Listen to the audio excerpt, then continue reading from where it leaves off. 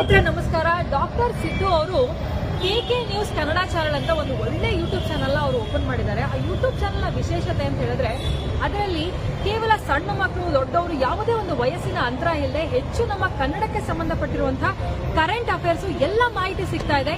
ದಯವಿಟ್ಟು ಹೆಚ್ಚಿನ ಸಂಖ್ಯೆಯಲ್ಲಿ, ಅದರಲ್ಲೂ ನನ್ನ ಯುವ ಸ್ನೇಹಿತರು ಹೆಚ್ಚಿನ ಸಂಖ್ಯೆಯಲ್ಲಿ ಯೂಟ್ಯೂಬ್ ಚಾನೆಲ್ ನ ಸಬ್ಸ್ಕ್ರೈಬ್ ಆಗಿ ಫಾಲೋ ಮಾಡಿ ಹೆಚ್ಚು ಕನ್ನಡ ಪರ ಜ್ಞಾನವನ್ನ ಬೆಳೆಸ್ಕೊಳ್ಳಿ ಅಂತ ಹೇಳೋದಕ್ಕೆ ಇಷ್ಟಪಡ್ತೀನಿ. ನಾನು ನಿಮ್ಮ ನಿರೂಪಕಿ. ನಮಸ್ಕಾರ ರೀ ಉತ್ತರ ಕರ್ನಾಟಕ ಮಂದಿಗೆ ಮತ್ತು ಬಿಜಾಪುರ ಮಂದಿಗೆ. ನಾವು ಇವತ್ತು ಎಲ್ಲಿ ಬಂದೀವಪ್ಪ ಅಂತಂದ್ರೆ BMP ಕಾಂಪ್ಲೆಕ್ಸ್ಗೆ.